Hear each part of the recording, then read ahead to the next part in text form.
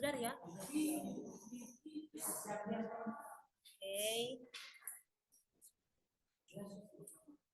Good evening, my friends.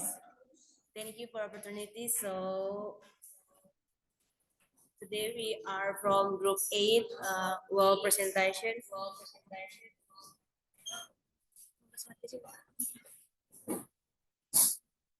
About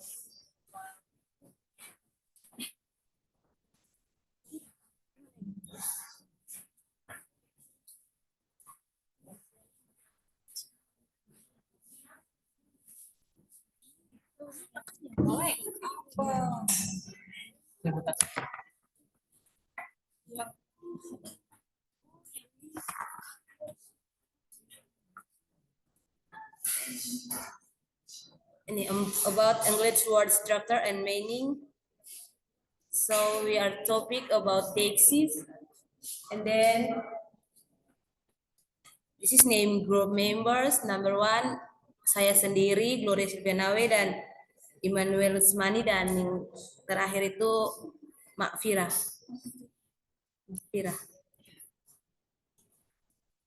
This is topic. We also, Dexis refers to a word or frasa that show the place or situation a speaker is in when talking, also known as Dexis expression or Dexis they typical include pronouns and verbs such as are, you, here, and there, and then to be as mostly where the context is known to both the speaker and the person spoken to. Next, tips of Dexis. So di sini ada 3 jenis Dexis, yaitu yang pertama itu referential Dexis, yang kedua spatial Dexis, dan yang terakhir itu temporal Dexis. Referential Dexis, the ability of words to refer is known as referential Dexis. According to Holiday and Hasan, there are 2 types of referential Dexis, exophora and endophora. Jadi menurut Hasan, Holiday dan Hasan itu ada 2 tipe referential Dexis, yaitu exophora dan endophora. Exophora itu referential more to the text face to face. Jadi exophora ini lebih merujuk kepada secara langsung. Tentunya tuh seperti sekarang katong secara langsung, katong langsung bakuliah, katong dan teman-teman saling kita saling bertatapan muka langsung. Itu contoh dari exophora. Sedangkan endophora itu reference more to expression that get reference from within their reading. Jadi endophora ini lebih merujuk ke ekspresi yang katong dapat dalam sebuah bacaan ataupun teks. Contohnya itu macam katong melalui chat, diary, undangan, atau yang intinya tuh semua itu lewat secara tulisan lah harafiahnya. Tadi kayak exophora itu harafiahnya tuh secara lisan, secara langsung, secara face to face, sementara endophora itu lebih ke dalam tulisan. Jadi begitu. So the next material akan dibawa oleh Kakak Ian.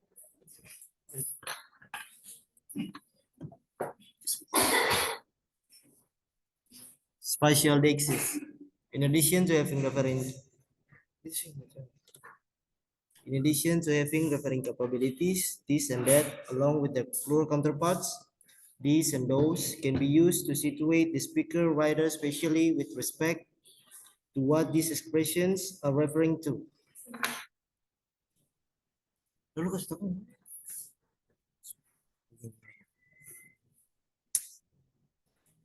This kind of Dexis, known as spatial or space Dexis, is also associated with the adverbs here and there and some uses of prepositions such as in or on. For example, in the room and on the roof. Spatial Dexis describes the way language refers to special locations, such as those related to the speaker and the listener. It involves the use of special markers and indicators such as adverbs, pronouns, and prepositions to indicate the location of objects or events in space.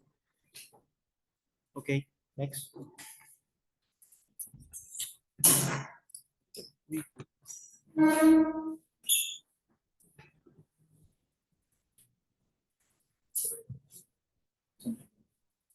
Okay, guys, I will explain about temporal lexis. Developed meanings over time, a reflection of the general trend or notion of space to develop into notion of time. The use of language to anchor the speaker or writer in time. Temporal lexis in English is marked linguistically by both temporal adverbials. Example like yesterday, tomorrow, in the morning, and tense markers, present and past on verbs. Uh, you can see the page 188. There are a picture tense in English. There are three.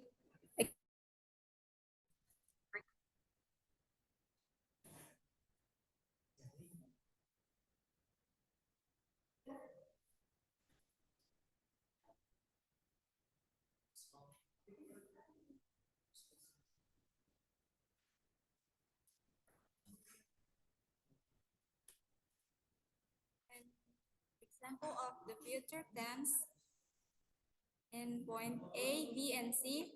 I shall speak to him on his return. B, people are going to start getting anxious now, aren't they? C, I return to town next week for the 18th. For past tense, at the point B, E, and F, we finished our breakfast. The fourth issues which we spoke in detail about during our last, and F, at point F, presentation was how can generations determine the needs and assets of the children. And the present example, at point G and H, there goes that bloody dog and here's your check.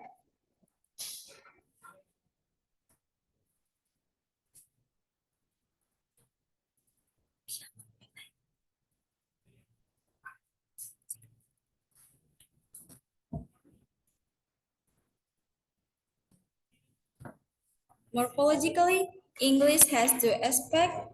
There are the perspective and the progressive. These two aspects work together with tense to yield various temporal sequences.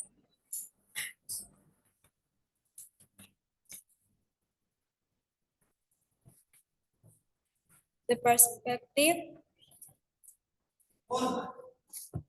is formed with either a present or past tense form of the auxiliary have in conjunction with an ed participle.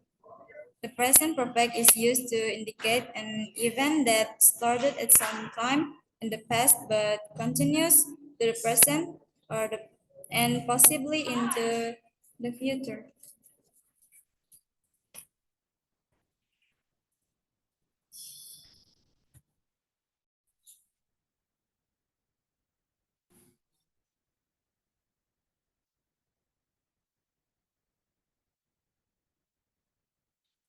Oke, the perspektif ini, contoh kalimat perspektif ini ditunjukkan melalui present perfect.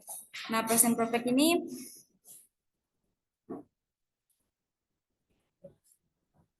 ada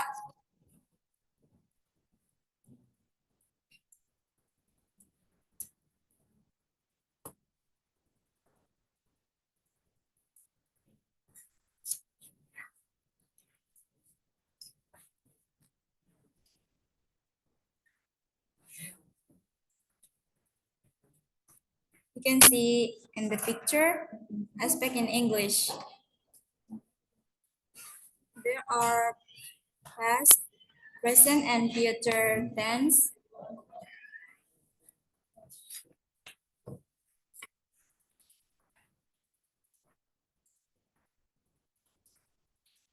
Example A, in many ways, then we have made progress since the early 50s.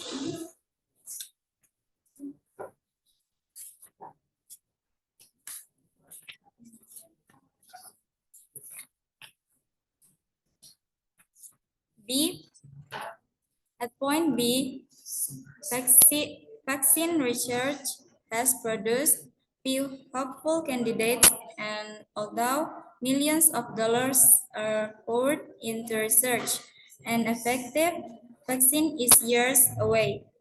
Jadi, contoh dari perspektif ini ditunjukkan melalui present perfect. Pada contoh kalimat, in many ways, then we have made progress since the early 50s. Frase kata kerja have made atau telah membuat ini menunjukkan bahwa kemajuan yang didefinisikan dalam kalimat ini dimulai pada awal tahun 50-an dan berlanjut hingga saat ini. Sedangkan pada contoh point B, vaccine research has produced few hopeful candidates, and although millions of dollars are poured into research, an effective vaccine is years away. Pada kalimat ini tuh menunjukkan sejak pertama kali penelitian vaksin ini dilakukan hingga saat ini.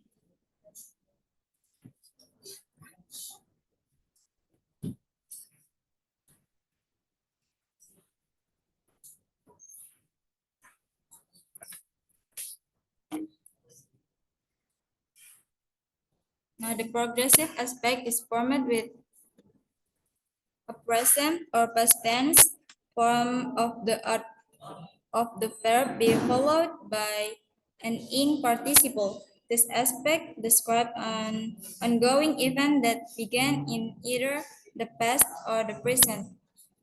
Jadi pada contoh the past yaitu past tense. Pada contoh di poin E dan C yaitu the women were not particularly famous and none had been arrested for subversive activities or had been shot for spying or had made pornographic music or anything.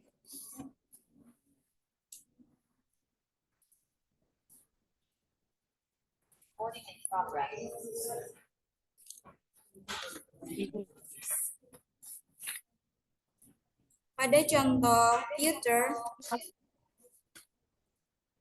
yaitu pada poin A dan F, working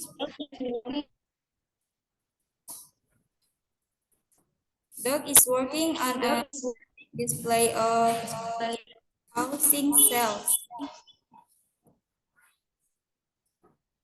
He is receiving a considerable amount of help from Terry. And at point F, that's funny because I was reading somewhere that historically, if you say someone has left this code, you could mean male or female.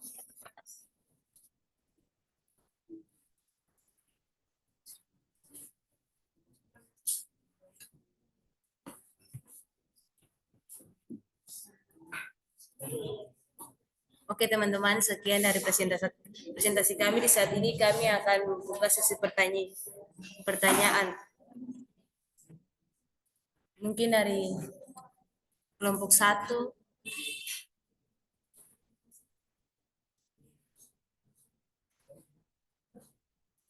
Kelompok 2.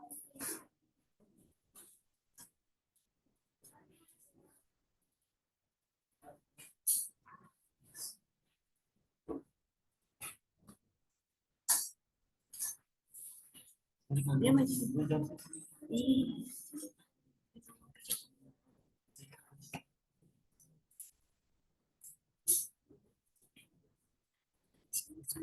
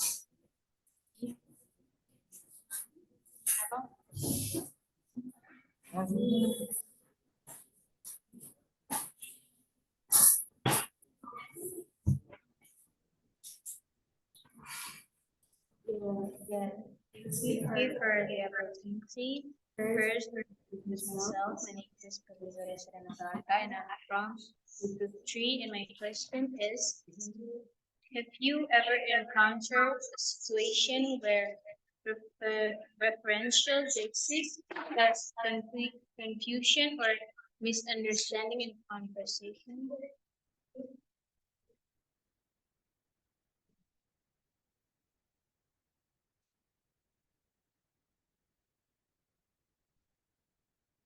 Thank you.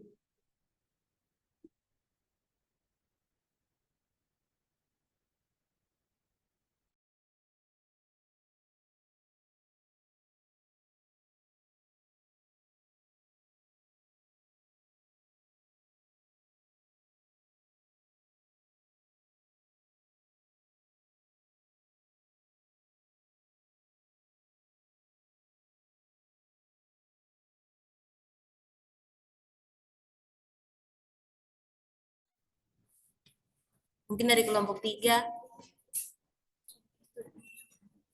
kelompok 4,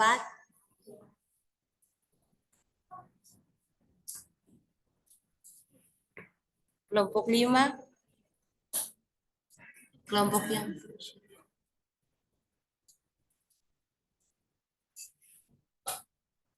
jika tidak ada lagi, kami minta waktu sebentar untuk kami akan menjawab. Terima kasih.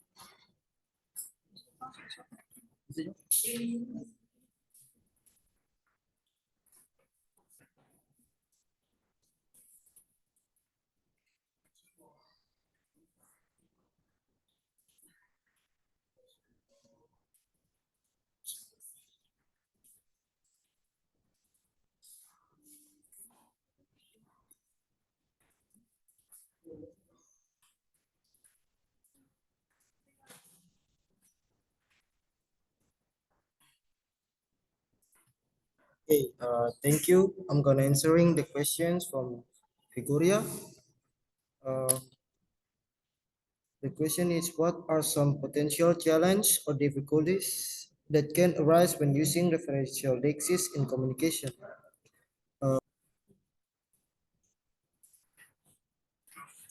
It can be difficult for the listener to understand what is being referred to. Another challenge is the referential lexics can vary across different languages and cultures. So what may be clear in one context might not be in another. Overall, it's important to be mindful of this challenge and strive for clarity in our conversations. Thank you.